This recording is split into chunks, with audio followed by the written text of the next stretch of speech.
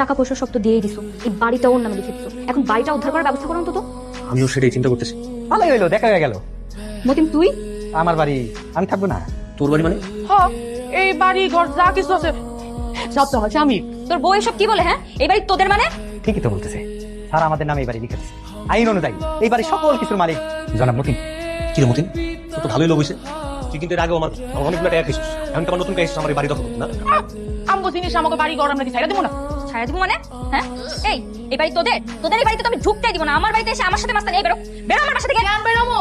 আপনারা না দেখে দরকার হইলে আমরা পুলিশের কাছে যাবো, কারণ দলিল কিন্তু আমগো নামে। আর যদি সেটা না হয় আমরা কোর্টে যা বিচার চামো, তাই না গো? এদের সাথে চিল্লাপাল্লা করে কোনো কাজ হবে না, বুঝছো? এদের বুঝে শুনে যেভাবে হোক আমাদের এই বাড়িতে থাকার ব্যবস্থা করতে হবে, নাহলে কিন্তু এই বাড়ি কোনোদিন আমরা উদ্ধার করতে পারবো না। কি বলো? না মানে তুমি আমাদের বাড়ি, টাকা পয়সা সবকিছুর মালিক, তা আমরা তো অসহায় হয়ে গেছি, আমাদের কিছু নাই। তাই এই অসহায় অবস্থায় আমাদের বাড়ি থেকে বের করে দিবা? একটু থাকার জায়গা দাও। ঠিক আছে, থাকতে দেওয়া যায়, কিন্তু মালিক থাকবো আমরা।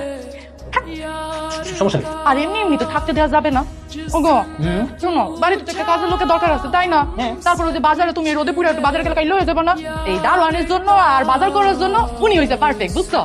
আর আমার তো যে রোদের মধ্যে বা চুলার মধ্যে গেলে আমার অনেক খারাপ লাগে, তাই বাড়ির সমস্ত কাজ রান্না বান্না সব উনি করবেন। হ্যাঁ ঠিক আছে। যদি এই শর্তে রাজি হন তাহলে আপনারা দুজন আমাদের বাড়িতে থাকতে পারবেন, নাহলে আউট। রাজি? আমরা এই শর্তে রাজি। শব্দ তোমার, তোমার শব্দ তোমার। তুমি ট্যাক্স দিয়ে ভাই বাট পারি না, আমি বাড়ি লিখে দিছো। আমি কিচ্ছু জানি না, আমার একটু বাড়ি ফেরত চাই। বাবা একটু চুপ থাকবে, এখন যদি ট্যাক্সের ব্যাপারটা এবার জানতে পারে আরো গলা টিপ দেওয়া ধরবে, যা আছে তাও যাবে। আর এখন এই বাড়ি তোমার হয় কিনি, আমার নিজের কামানো টাকা দিয়ে বাড়ি আমি বানাইছি। তাহলে তুমি ওর নামে লিখে দিছো, তখন মনে ছিল